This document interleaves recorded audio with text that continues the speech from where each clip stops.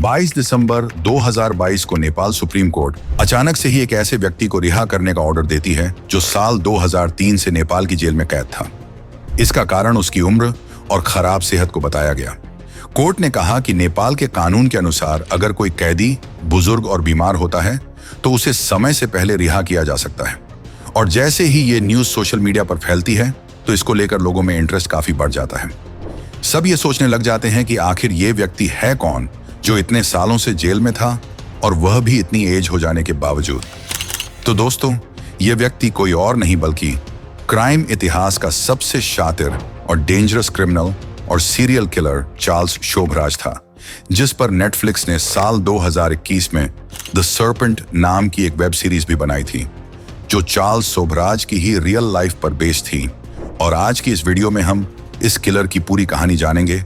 ये कहानी सिर्फ एक क्राइम थ्रिलर नहीं बल्कि एक रियलिटी है जो आपको हैरान कर देगी। क्राइम इतिहास में कई ऐसे नाम आए जो दुनिया भर की पुलिस के लिए एक चैलेंज बन गए, लेकिन चार्ल्स शोभराज जैसा शातिर और डेंजरस क्रिमिनल इतिहास में शायद ही कोई और हुआ हो। ये सिर्फ एक मर्डरर नहीं था बल्कि एक मास्टरमाइंड कॉनमैन भी था जो अपनी स्मार्टनेस, चार्म और मैनिपुलेटिव दिमाग का इस्तेमाल करके लोगों को अपनी जेब में रख लेता था। उसके क्राइम्स सिर्फ मर्डर्स तक सीमित नहीं थे बल्कि आइडेंटिटी थेफ्ट, ड्रगिंग, फ्रॉड और जेल ब्रेक्स तक उसके कारनामे थे। 1970 के दशक के दौरान उसने साउथ ईस्ट एशिया के कई टूरिस्ट्स का मर्डर किया, जिसमें ज्यादातर विक्टिम्स यंग बैकपैकर्स थे। उसका मेथड एक ही था, लोगों का ट्रस्ट जीतना, उन्हें मैनिपुलेट करना और फिर उनकी जान लेना। उसके विक्टिम्स में ज्यादातर बिकिनी क्लैड फीमेल टूरिस्ट थीं, इस वजह से मीडिया ने उसे बिकिनी किलर का नाम दिया। पर सबसे शॉकिंग बात यह थी कि वो बार बार जेल से भाग जाता था, कभी फेक पासपोर्ट्स तो कभी गार्ड्स को मैनिपुलेट करके तो कभी ड्रगिंग का इस्तेमाल करके वह पुलिस को चकमा देता रहता था। उसका दिमाग एक मास्टरमाइंड चेस प्लेयर की तरह काम करता था। इस कहानी की शुरुआत हुई साल 1944 से, जब चार्ल्स का जन्म वियतनाम में हुआ। चार्ल्स का पूरा नाम हथचंद भावनानी गुरुमुख चार्ल्स शोभराज था। उसकी मां वियतनाम की रहने वाली थी जबकि पिता इंडियन थे। बचपन से ही उसका जीवन आसान नहीं रहा क्योंकि चार्ल्स के पिता ने उसकी मां से शादी नहीं की थी और इसलिए चार्ल्स को उसके पिता ने अपनाने से भी इनकार कर दिया।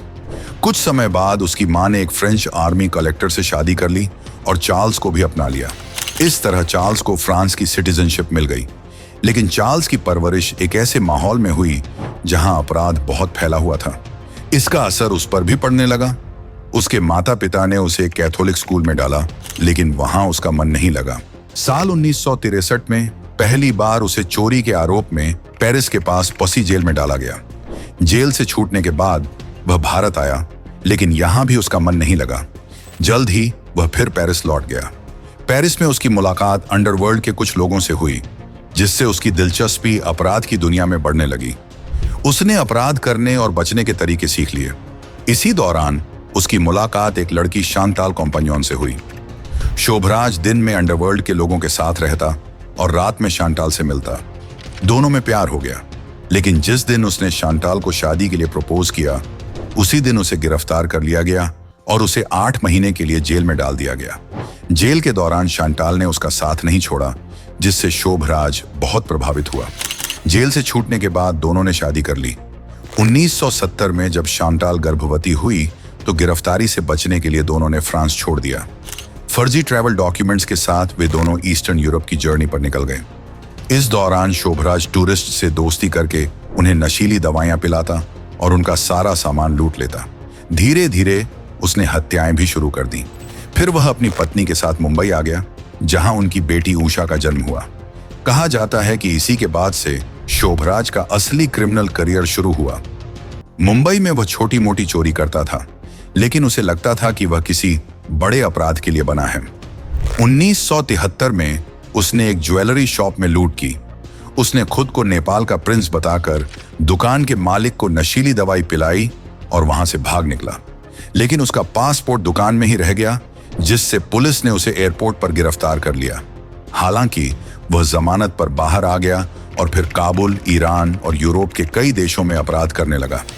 इसी दौरान उसकी मुलाकात अपने सौतेले भाई आंद्रे से हुई, जो उसका अपराध में पार्टनर बन गया। शोभराज और आंद्रे ने कई देशों में चोरियां की, लेकिन जब वे ग्रीस पहुंचे तो दोनों गिरफ्तार हो गए। हालांकि शोभराज पुलिस को चकमा देकर भाग निकला, लेकिन आंद्रे पकड़ा गया और उसे 18 साल की जेल हो गई। इसके बाद शोभराज भारत लौटा और यहां उसकी मुलाकात अजय चौधरी नाम के लड़के से हुई।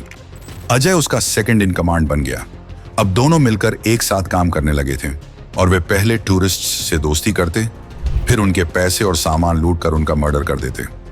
कहा जाता है चार्ल्स पर सन 1972 में थाईलैंड में 5 लड़कियों के कत्ल का भी इल्जाम था, जिसके बाद उसका नाम बिकिनी किलर पड़ा था। वहां के कानून के मुताबिक इतने कत्ल के बाद चार्ल्स को फांसी की सजा मिलनी लगभग तय थी, लेकिन वहां के कानून में एक शर्त यह भी थी कि यह सजा उसे 20 सालों के अंदर ही मिलनी चाहिए थी, और कानून की इसी शर्त को चार्ल्स ने अपनी जिंदगी का हथियार बना लिया। चार्ल्स अब किसी भी कीमत पर थाईलैंड पुलिस की कैद में नहीं आना चाहता था, इसलिए वह भागकर इंडिया आ गया, जहां 1976 में दिल्ली में फिर से उसने फ्रेंच स्टूडेंट्स के एक ग्रुप को नशीली दवा देकर लूटने की कोशिश की। लेकिन एक स्टूडेंट ने खतरा भांप लिया और उसे पकड़कर पुलिस को सौंप दिया गया, और वहां से चार्ल्स को तिहाड़ जेल भेज दिया गया। वहां भी वह गार्ड्स और कैदियों को अपनी बातों में फंसा लेता था। कहा जाता है कि उसका जेल में इतना रौब था कि जेलर तक उसे अपनी कुर्सी ऑफर्स करता था। 12 साल जेल में रहने के बाद 1986 में उसने जेल में पार्टी रखी। पार्टी में उसने गार्ड्स और कैदियों को नशीली दवाई दी और 4 गार्ड्स को साथ लेकर जेल से भाग निकला। कहा जाता है कि चार्ल्स का यह सब करना उसी के प्लान का एक हिस्सा था, क्योंकि इसे डर था कि छूटने के बाद उसे थाईलैंड डिपोर्ट कर दिया जाएगा, जहां उसे मौत की सजा हो सकती थी। इसलिए उसने अपनी सजा खत्म होने से पहले ही जेल तोड़कर भागने का इरादा कर लिया। और तो और बाहर आकर उसने अपनी पिक्चर्स भी क्लिक करवाई और फिर मौज मस्ती करने गोवा चला गया। कहते हैं इसके बाद उसने खुद ही फोन कर पुलिस को अपनी लोकेशन बता दी और कुछ इसी तरह दोबारा गिरफ्तार हो गया, जिसके बाद उसे फिर से जेल तोड़ने के जुर्म में सजा हुई, और इस बार उसकी सजा साल 1996 में पूरी हुई। यानी अब वो थाईलैंड के कानून और वहां मिलने वाली सजा ए मौत के डर से आजाद हो चुका था। 1997 में भारत में जेल से रिहा होने के बाद चार्ल्स शोभराज पेरिस चला गया था, लेकिन पेरिस में चार्ल्स को किसी हीरो जैसा दर्जा हासिल हुआ। चार्म और चलन की बदौलत चार्ल्स जुर्म की दुनिया में बड़ी ही इज्जत से लिया जाने वाला नाम हो गया। फ्रांस के एक डायरेक्टर और प्रोड्यूसर ने तो चार्ल्स शोभराज पर एक फिल्म तक बनाने के अधिकार हासिल कर लिए थे, जिसके लिए उसने चार्ल्स को करीब 97 करोड़ रुपए दिए, जबकि एक मीडिया हाउस से इंटरव्यू के में उसने $5000 की मांग की थी। पेरिस में किंग की जिदंगी जीते जीते अचानक साल 2003 में चार्ल्स शोभराज नेपाल पहुंच गया। वहां एक कसीनो के बाहर उसकी एक फोटो अखबार में छपी तो नेपाल पुलिस हरकत में आई और उसे पकड़ लिया गया। नेपाल में पहले ही चार्ल्स के खिलाफ अमेरिकन बैकपैकर कॉनी जो ब्रॉन्जिज और कैनेडियन लॉरों करियर की हत्या के मामले दर्ज थे। साथ ही फेक पासपोर्ट से नेपाल में दाखिल होने का भी एक मामला शोभराज के खिलाफ दर्ज हो गया। 12 अगस्त 2004 को चार्ल्स शोभराज को नेपाल के सुप्रीम कोर्ट ने उम्र कैद की सजा सुनाई। जेल में ही उसने वर्ष 2008 में अपने नेपालीज लॉयर की बेटी निहिता बिस्वास से शादी की, जो उससे 44 साल छोटी थी। चार्ल्स नेपाल की जेल में 17 साल तक बंद रहा, जिसके बाद जेल से उसे रिहा कर दिया गया, क्योंकि नेपाल के नियमों के अनुसार 70 साल से ज्यादा उम्र के कैदियों को अच्छे आचरण और हेल्थ इशू के आधार पर रिहा किया जा सकता है। चूंकि चार्ल्स शोभराज 78 साल का हो चुका था और उसे हार्ट प्रॉब्लम्स की वजह से रिलीज करने का ऑर्डर मिल गया, जिसके बाद चार्ल्स शोभराज फ्रांस चला गया और अब वहीं पर आराम की जिंदगी जीता है। एक फ्रेंच राइटर्स ने चार्ल्स शोभराज के रहस्यमय रवैये के बारे में लिखा था कि उसके अपराध और उसकी तमाम हरकतें इस बात की गवाही दे देती हैं कि उसकी इस फितरत के पीछे उसके बचपन की कोई कुंठा छुपी हुई है। फ्रेंच राइटर्स का यह दावा था कि उसने सिर्फ चार्ल्स के अपराधों की लिस्ट को देखने के बाद ही ये बात कही है, जबकि उसे चार्ल्स के बारे में और कुछ भी नहीं मालूम था। इस साइकोलॉजिस्ट ऑथर ने अपनी किताब में कुछ अपराधियों के बारे में जिक्र किया था, जिसमें चार्ल्स शोभराज का भी नाम था, और उनकी किताब के मुताबिक बचपन की कुंठा और अपने माता पिता से नफरत करने की वजह से ही कोई भी इसी तरह का अपराधी बन जाता है, जैसा कि चार्ल्स शोभराज नजर आ रहा है। चार्ल्स शोभराज के बारे में ये बात एकदम सही निकली, क्योंकि दुनिया के तमाम सीरियल किलर के मुकाबले चार्ल्स शोभराज न तो गौस्सैल था और न ही कभी उसने अपने हिंसक स्वभाव को जाहिर किया था। इतना ही नहीं, उसके परिवार में भी उसके माता पिता में से किसी का कोई ताल्लुक कभी भी क्राइम की दुनिया से नहीं रहा।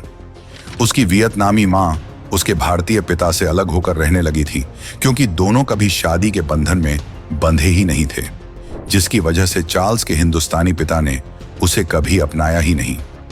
ऐसे में उसके सामने एक ऐसा वक्त भी आया जब वो किसी भी देश का नागरिक नहीं था। चार्ल्स वियतनाम के सेगोन में पैदा हुआ था। उस वक्त इस शहर पर जापानियों का कब्जा था, लिहाजा जंग के उस माहौल में तकलीफों की बीच पले बड़े चार्ल्स के दिलो दिमाग में इसका जबरदस्त असर हुआ था। शोभराज की मां ने वियतनाम में तैनात एक फ्रांसीसी सैन्य से शादी की और पेरिस चली गई। साइकोलॉजी ऑफ क्राइम पर काम कर रहे एक्सपर्ट्स का मानना है कि चार्ल्स शोभराज को अपने हिंदुस्तानी बाप से इस कदर नफरत थी कि उसकी बदनामी के लिए ही वो जुर्म की दुनिया में गहरे उतरता चला गया, और ये उसकी नफरत का ही नतीजा था कि उसने अपने चंगुल में फंसी ज्यादातर खूबसूरत लड़कियों को मौत की नींद में सुला दिया। वैसे चार्ल्स शोभराज के बारे में आपका क्या कहना है, हमें कमेंट में बताएं। Thanks for watching.